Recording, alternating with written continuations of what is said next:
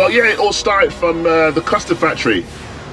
Me and my dad had a recording studio, and we was actually one of the first recording studios there. It was us and the late Tony DeVitt had a studio above us. And so yeah, we started making early jungle stuff under the name of Dubtronix. I just love sampling and experimenting with sounds.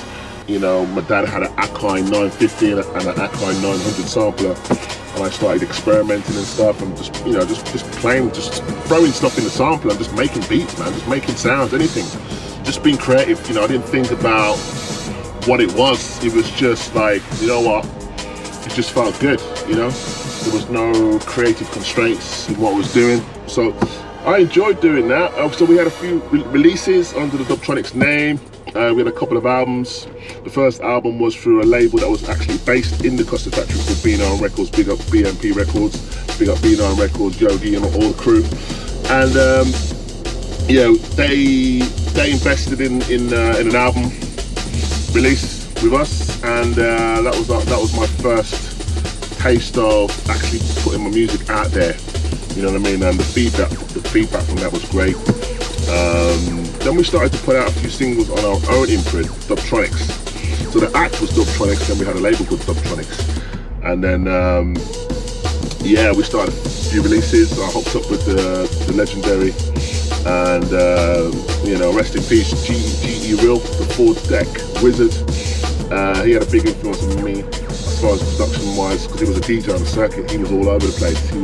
I wasn't really on the scene like that. I love the music, I love hearing it, I love going to the record shops and buying it, but I wasn't really in the scene as such. He was a DJ, he was a renowned DJ on the scene, you know, playing all over Birmingham and the West Midlands and, you know, all over the country. So he brought the club aspect to me, whereas, like, you know, I wasn't really in the club. So he brought, you know, as far as like the arrangements and stuff, from a DJ perspective, knowing how to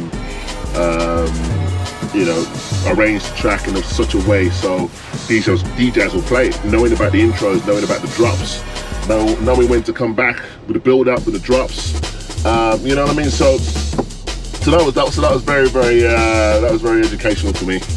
Yeah, so we started doing stuff, and then I also started doing stuff by myself, you know, as Dubtronix, and had a few releases on other labels. Rank Records was one of them, a notable one. A track called Your Foot Too Dry. I don't know where I got that name from, man. Maybe I needed to cream my foot bottom or something, I don't know.